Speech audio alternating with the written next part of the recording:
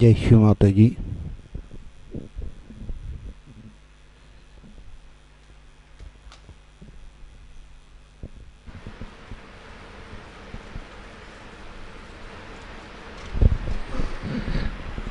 अब हम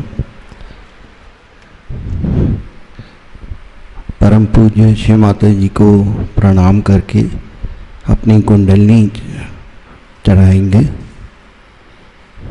Let us all bow down and take bandhan.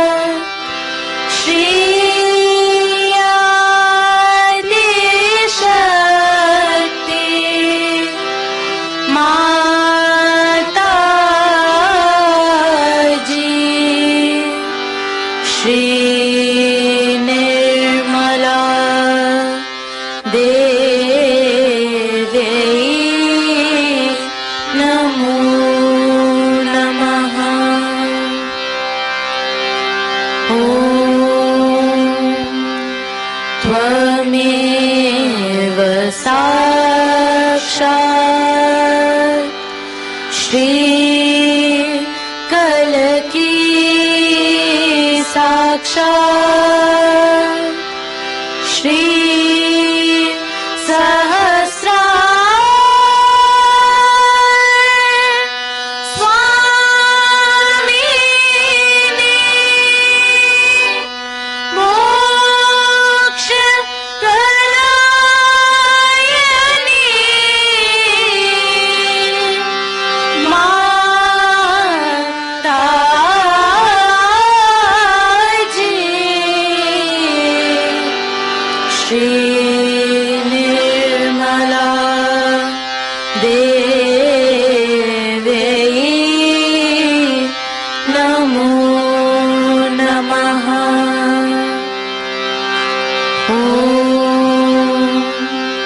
त्वमेव साक्षात् श्री गणेश साक्षात् श्री आदिशक्ति माताजी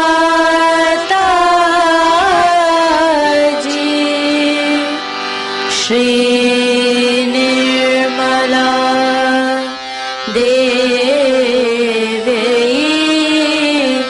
नमो नमः।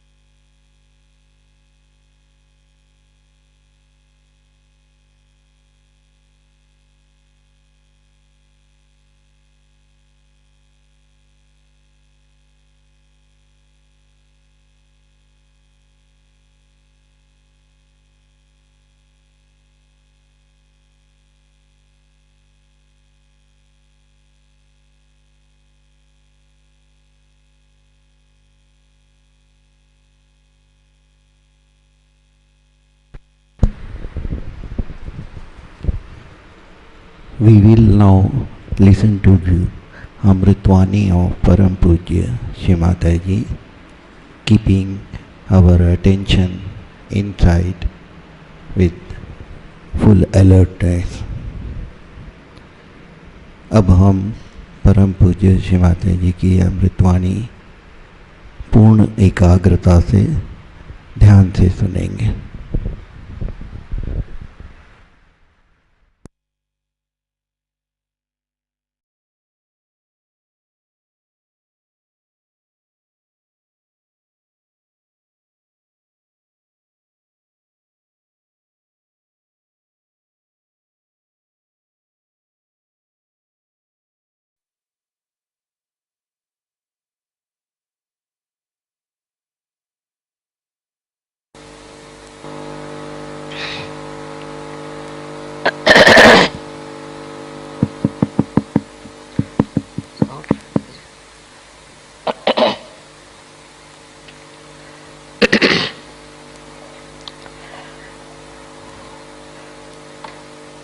Tonight we are going to worship Shri Krishna as Virata. First is important to understand the incarnation of Shri Krishna.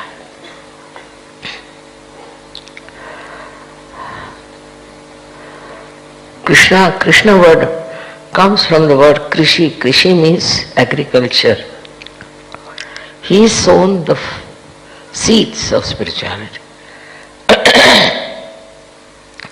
And for that, first of all, he had to think, where are we as far as spirituality is concerned? How is the land? So what had happened at the time of Sri Rama, that he created lots of maryadas. And by these maryadas, people started mentally thinking about it. I am not supposed to do that, I am not supposed to do this. It was just a mental binding. It was not spontaneous, it was not search. As a result, people became extremely serious. They wouldn't talk much and they wouldn't laugh, they wouldn't enjoy anything. So Shri Krishna decided that first of all, we must remove them from this conditioning.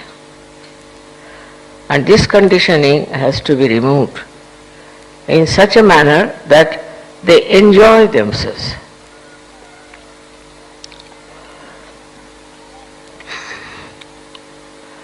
Then he found out there were 3 suggestions as far as achieving the goal was concerned. So first one, as he says, is to become a realized soul, sthita prajna, to go beyond all temptations, go beyond all ego, go beyond all kinds of conditioning, and to become a sthita prajna. Sthita prajna is where he doesn't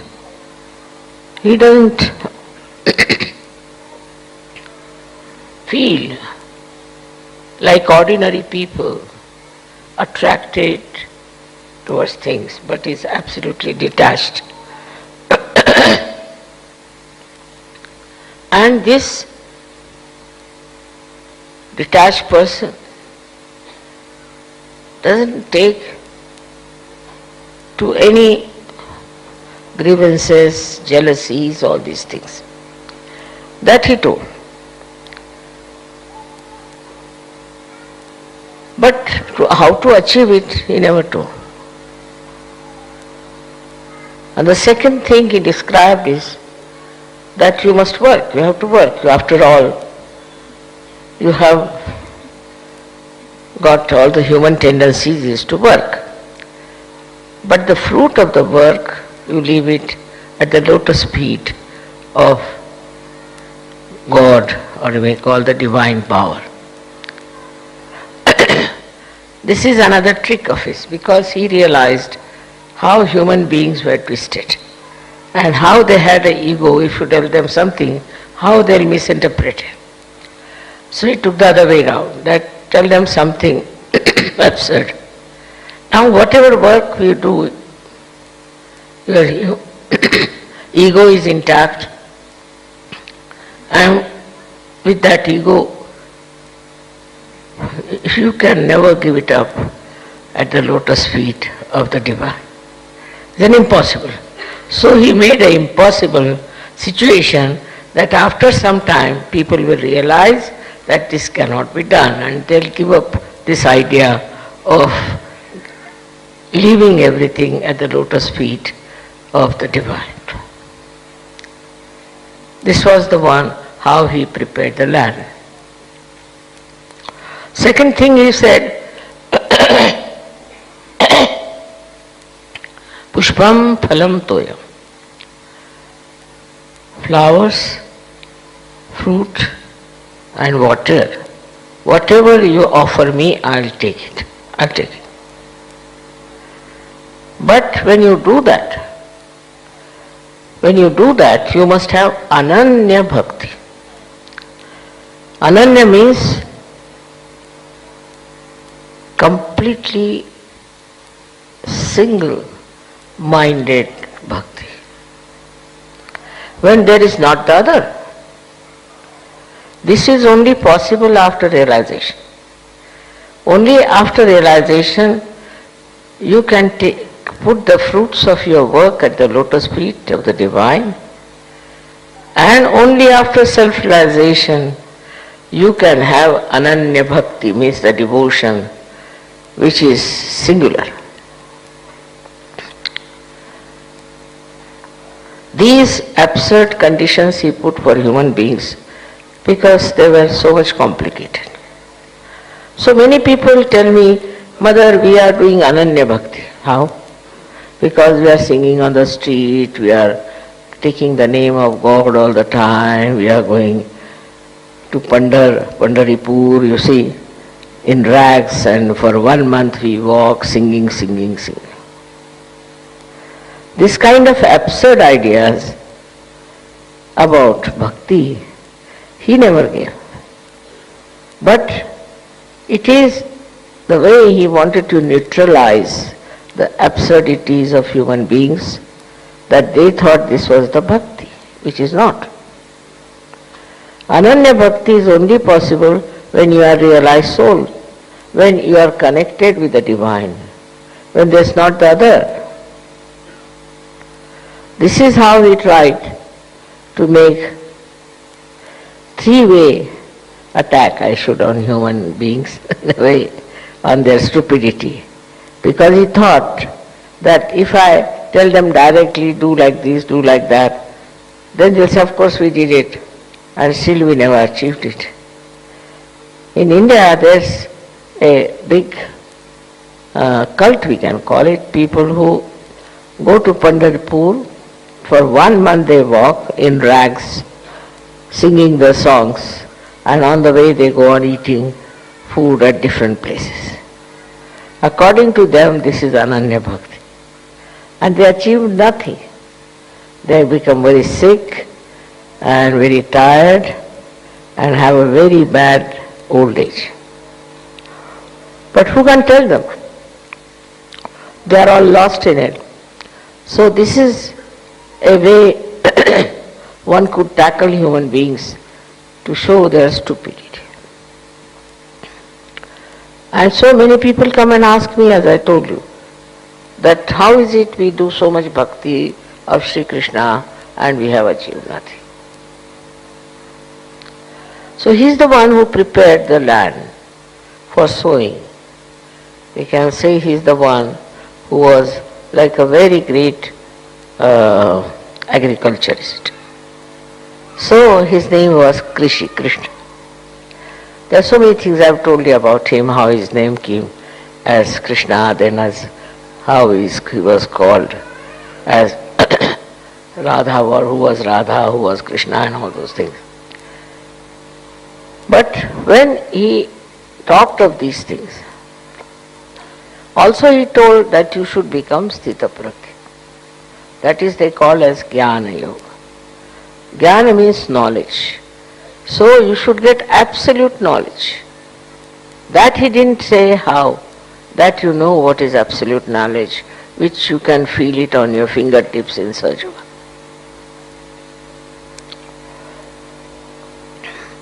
Another thing is, his speciality was to create discretion in people.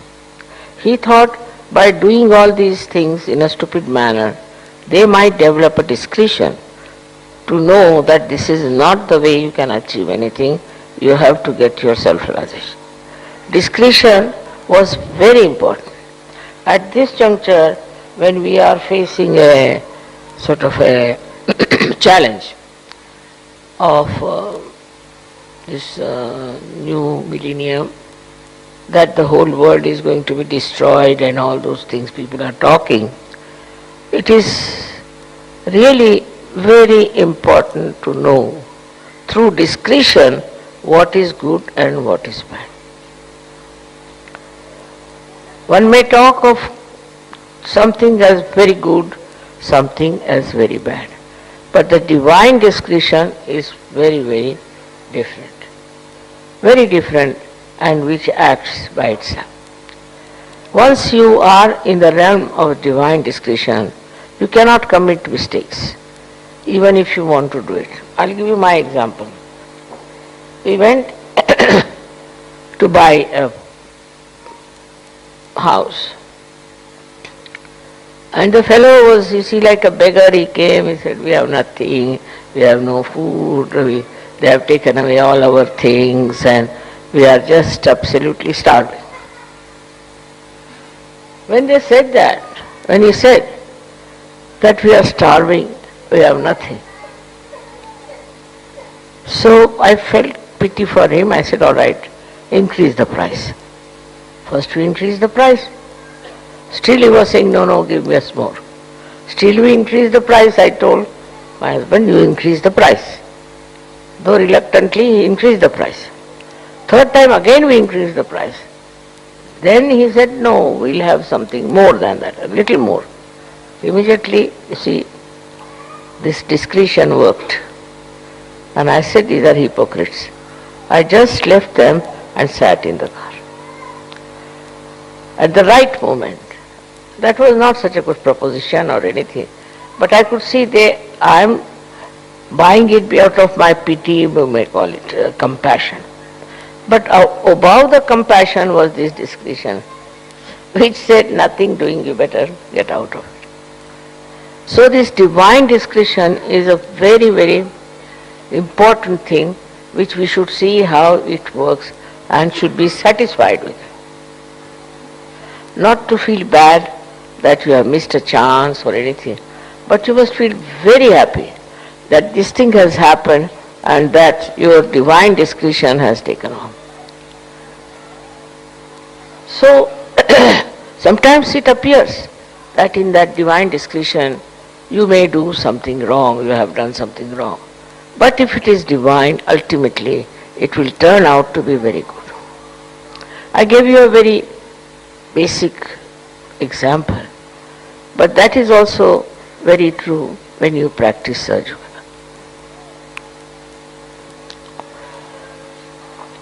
The discretion of divine discretion is extremely important to play a very great part in our lives, because this divine discretion gives us the real joy of our being, of ourself, of Sahaja.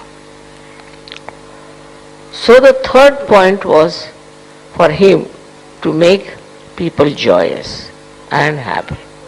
But with all these maryadas of Sri Rama, he didn't know how to do it.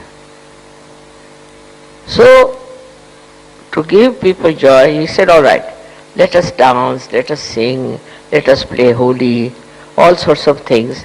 And with that, he really originated many things which were sort of not serious, may look frivolous, but in that there was joy expressed.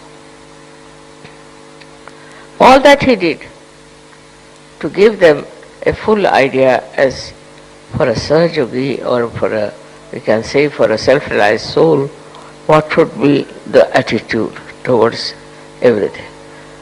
But it is not that you have to do it, but it just works out. It is like that. That in the state of Sahaj, you enjoy everything. Enjoyment. And that is what his idea was, to create a sense of joy among people. Many people, there are lots of critics have criticized this part of his life. According to them, religion means you should become just old at the age of 20 years, you should become an old man of 80 years, something like that. Funny ideas of religious achievement. But he talked of joy, and he never talked of renunciation. He never talked that you give up your family, you give up your children, you give up everything. Never, never. He said you must enjoy. Enjoy with detachment. For people it is very difficult to understand. How can it be it is without detachment? With attachment you can never enjoy. If you are attached to something, you cannot enjoy anything in a full way. Like supposing you are attached to your child. Very simple thing, you are attached to your child. If you are attached to your child, then you will be bothered about things which should not be there, which will not give joy to the child either. You will not allow your child, say, to go out or to talk to people, whatever it is, all kinds of restrictions you will put. But if you have really the divine discretion, then you will know with whom he should talk, where he should go, what he should enjoy, and you will see that he enjoys life. Any attachment with anything doesn't give you the full view of that person, of that thing. If you are detached, then you can see it, say, from above him, above the thing. If you are detached, you become thoughtlessly aware also. As I said, now see, carpets are there. They are very, very beautiful carpets. Now, if they are here, if they are mine, I'll be worried. I'll be all the time worried because I'm attached that these carpets should not be spoiled, something will go wrong. But if I'm not attached, I look at those carpets and what do I see? The joy that is put in by the artist who has made them. And that joy really tries to reflect in me also. That joy comes in me. So to have anything, attachment to anything, there will be joy, I should say, there will be happiness, but not joy. Because joy is single. And happiness is double, happiness and unhappiness. So even if I try to enjoy something, I'll think, oh, still there, this point is there. But joy is all pervading. It has no boundaries. And you just get dissolved in the ocean of joy. That was what Shri Krishna's idea was, that to cut out these maryadas. Nowadays we see the maryadas of so many things are really useless. For example, you have discovered the maryadas of religion. See, when they live in maryadas, then what happens? They sort of coagulate, or they have all kinds of germination inside, like the pond which is absolutely bound. It is not flowing like river. So like that, you see, it becomes a kind of a closed mind with these maryadas. And when you have these maryadas, you start thinking whether I should do it or not, whether I'll enjoy it or not. With these maryadas only, you kill the joy. Now we have other maryadas about, say, we have country, as I told you, about the religion. Now many people who love to come to Sahaja, but because they have maryadas of silly things of their religion, they cannot come. They think this is our religion, while they don't understand. Falsehood becomes the maryadas, and they don't understand that what is the maryada actually made by the religion also. You see now in Islam what is happening is, with these maryadas, they want to have another country, this thing, that thing. In other Christian religion also same thing happening. Also in Hindu religion. All these maryadas are really stagnating them completely, and they are getting crushed into it. There is no discretion, because they have said it, they do it. They are so much blindfolded about it that they cannot see what is right and what is wrong. But after such you can see, you can laugh at them and you can see. Then we have social maryadas. Social maryadas are there, which are sometimes when abandoned can become very horrid also. Like in the West now, the women think that the less dress they wear, the more beautiful they are. This is a new thing they have started. Now this is absurd. If you see the description behind, is very simple, that we have been animals and now we don't want to have any clothes because we were animals. It's an animal heritage that's why so many women do not want to wear full dresses. It's just animal behavior. So the maryada of good maryadas also people can give up, saying that we don't want any maryadas, we are free, we can do whatever we like. But in that freedom, what do you achieve? Your animal instinct works in that freedom and you think you are a very free personality. Then we have maryadas of our country. God has not made different countries at all. Nor it is true there are different countries, but variety is there. Variety of people, variety of places is there. These varieties must be accepted as something very artistic. And one should not get ruined and confused with those ideas that we are Americans, we are Indians, we are this and we are that. You are not. Now you can know after Sahaja Yoga that you are all Sahaja Yogis. And you don't belong to any country as such. The country may belong to you, but you don't belong to the country. I mean, the work is today to understand that if you really want to care for all these countries and all that, then you must do some work. Work of Sahaja Yoga, so that people get rid of these silly ideas of fighting for territory, for this, for that. All over the world this is going on. We want this land, we want that land. Land belongs to God, not to human beings. And what is the use of fighting for land, I don't understand. But this confusion is there and illusion is there, and people work out on this confusion and illusion to such an extent that they ruin their lives, the lives of their children. So many people are lost, so many people are in the lunatic asylum, I should say, because they end up in some sort of a refugee camp. They are having a good house, nicely living there, then you become a refugee. Why? Because they believe that they can have their own land, they can have their own place, and they should live there. This idea comes, I think, from some stupid leaders who want to have for themselves these lands, and that's how people fight for land.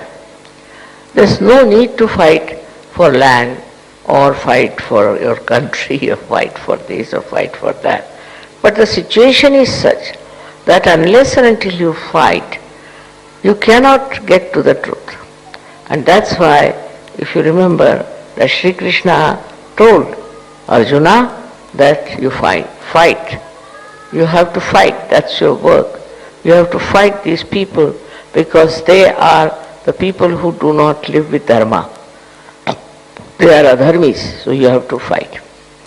And that is how his fighting was so much justified, because after fighting the war, they got back what they deserved. They were deceived. And this is what Shri Krishna said, that you should not by any chance become a slave of these people, but you fight it back. So fighting also is justified in the divine discretion. It's again the divine discretion, where you have to fight because you don't want to be a slave. If you are a slave, you are no good. So for that you can fight. But when people start fighting for separation or for territory, is not correct. On the contrary, one should never think of separating from the mainlands. It creates lots of problems. But now we believe in the global religion. We believe in the global territory. We don't have to ask for anything. Anywhere you go, you are the citizen of that place. Anybody who wants to go to Russia ever, the whole Russians will be with you. You go to America, they will be with you. That's how, because all these are ideas of human beings.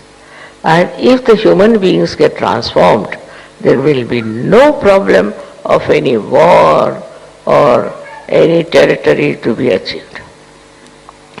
This was the divine discretion of Shri Krishna, which is instilled within us. As you know, that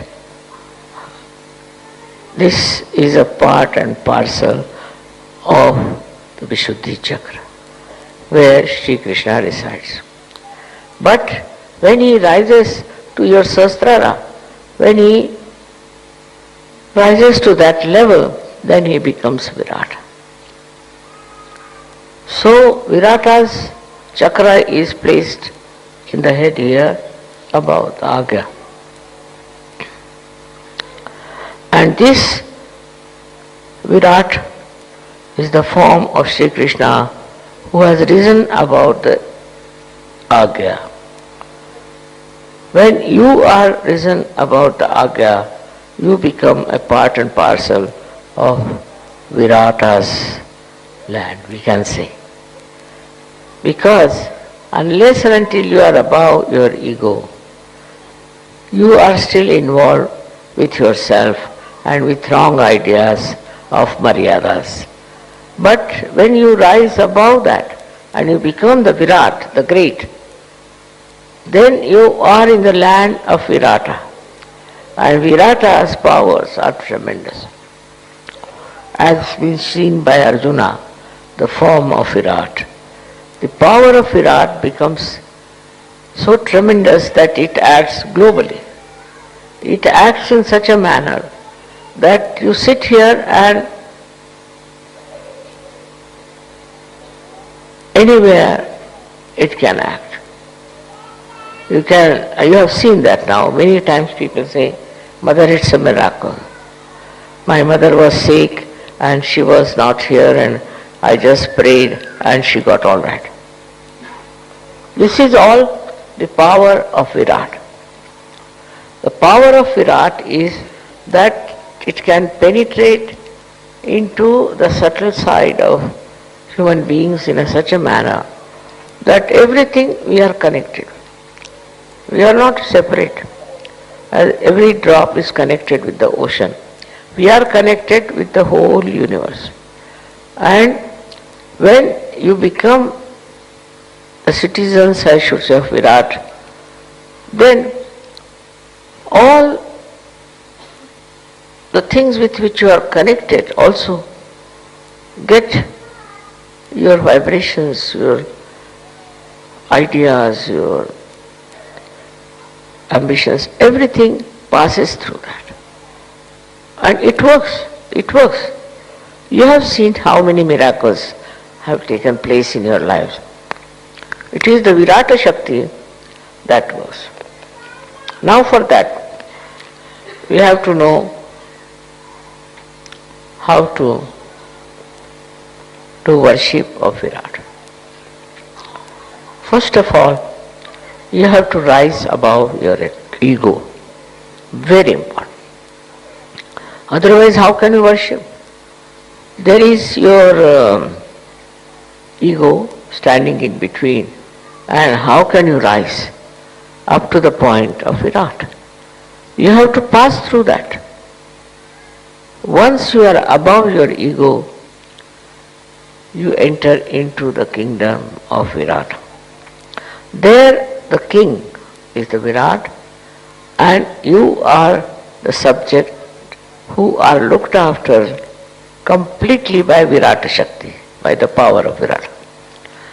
But at that stage you become really a universal personality in a way, because whatever are problems universally. Now not necessarily that they should be attached to you or connected to you. Supposing a person is of that level, now there may be a war in some other country. It can stop. Somebody who is being oppressed can win over. Anywhere your compassion moves, it works out. Whenever your attention will go, it will work out. And sometimes you are surprised as to how it works, Mother, how these things work out, how these coincidences have taken place. Only thing is, you have crossed that state of your ego and have gone into the state of Virata, which is a very important thing to do, is to enter into the area of Virata.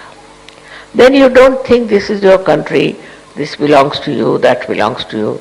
This belonging business finishes off.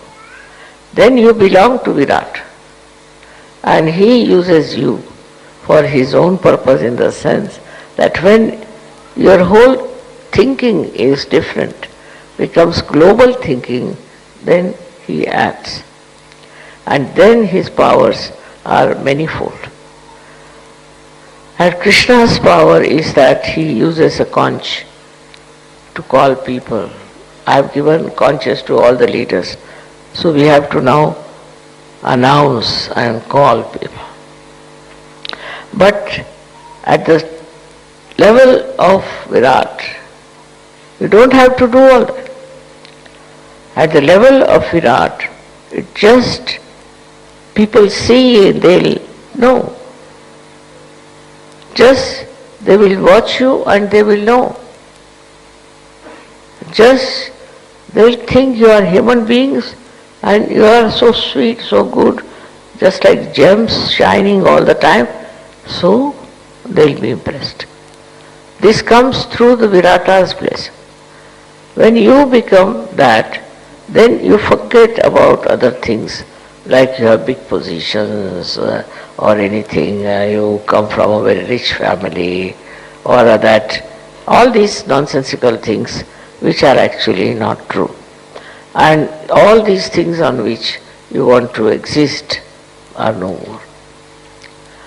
People like to show off their wealth. Some people like to be very sort of demonstrative of what they think they are.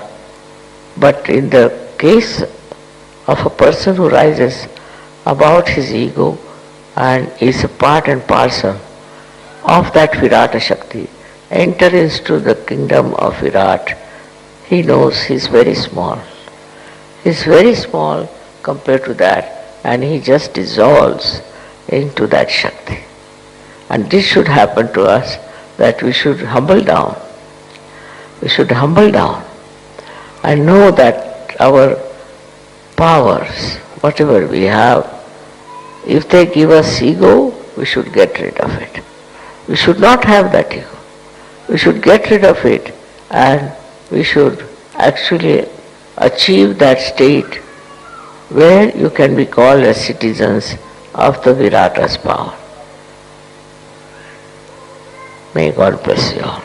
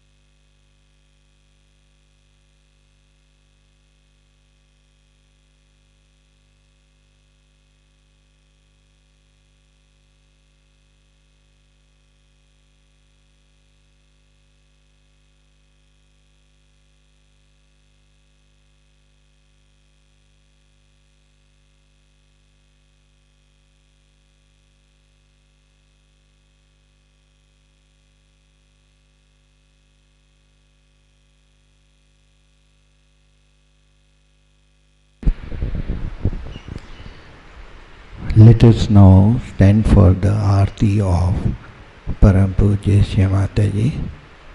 अब हम परम पूज्य श्री माता जी की आरती के लिए खड़े हो जाएं।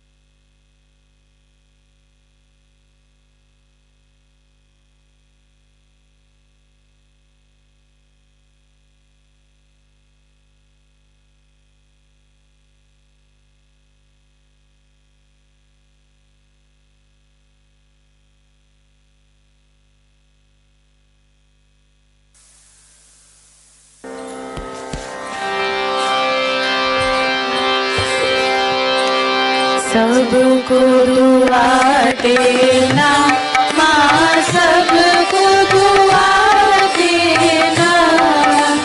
जय निर्मल माता जी, जय निर्मल माता जी।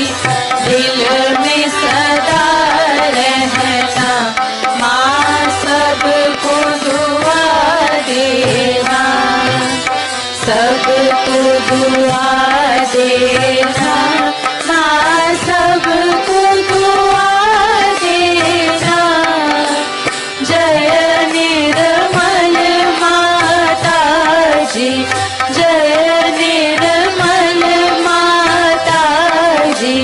दिल में सदा रहना माँ, सबको दुआ देना।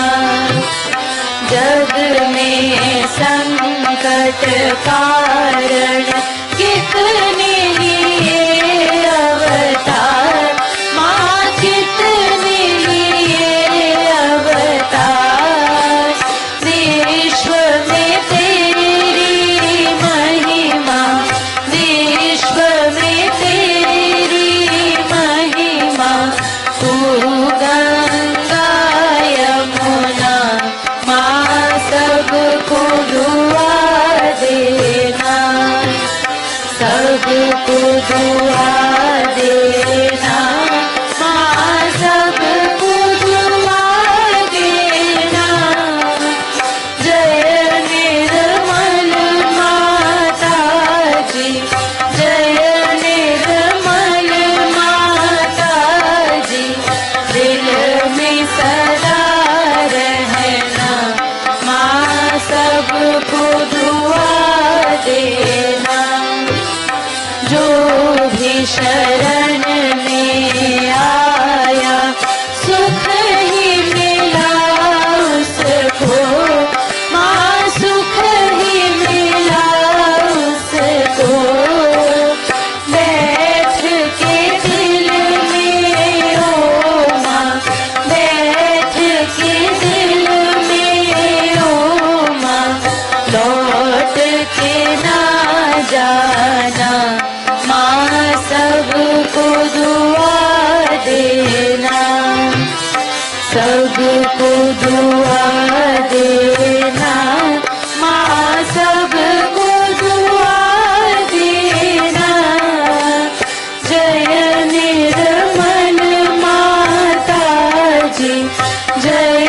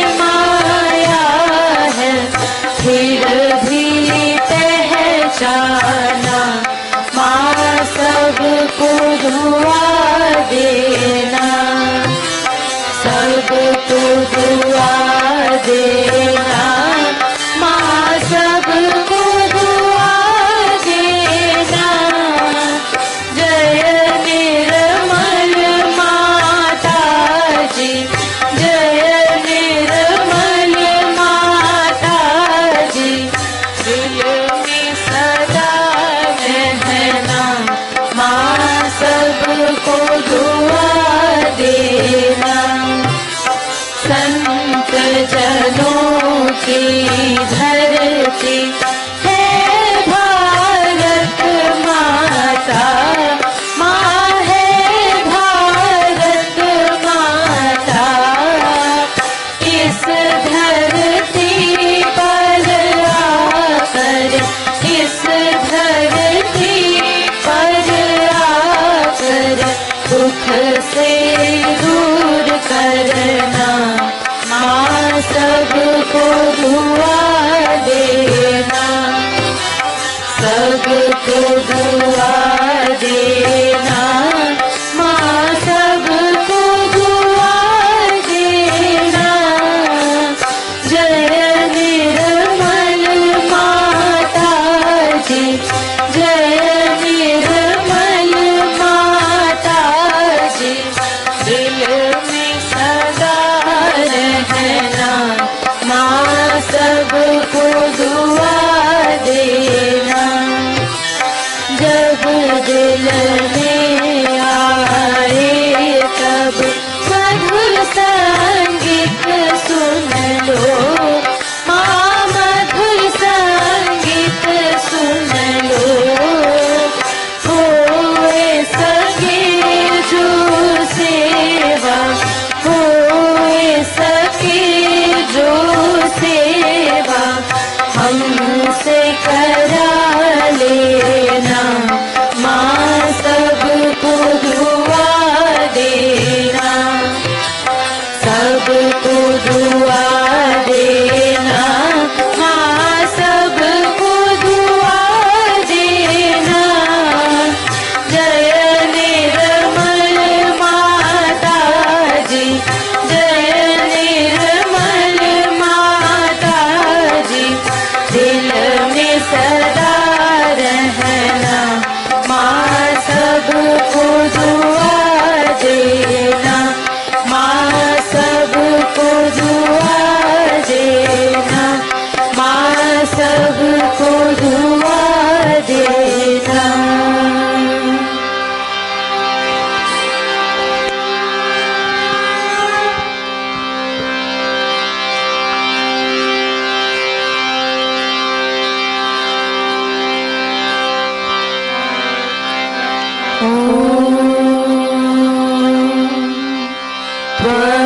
त्वमेव साक्षात्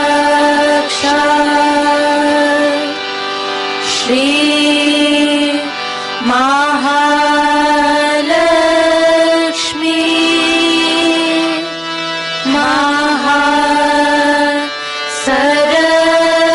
महासरस्वती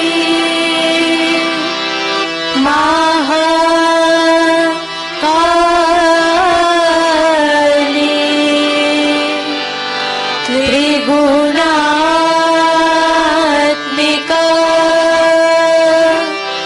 कुंडलिनी साक्षात् श्री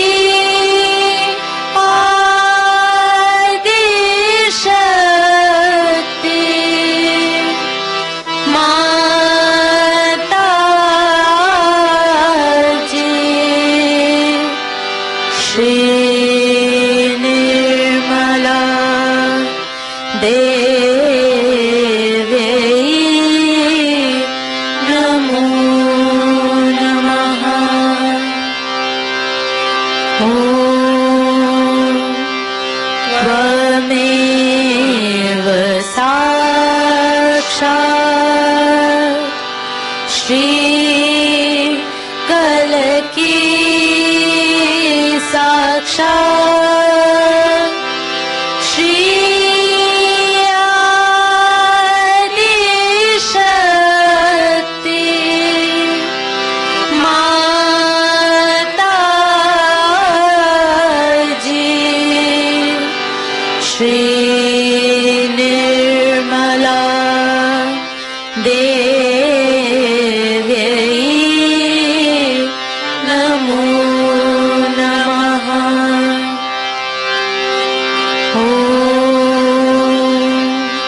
त्वमेव साक्षात् Shri कलकी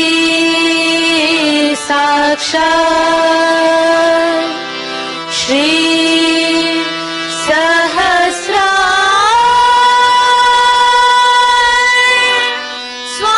Swami Moksha Pradayani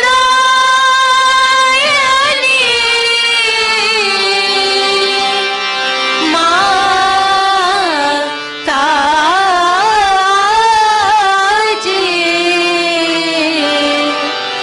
Shri Nirmala Devi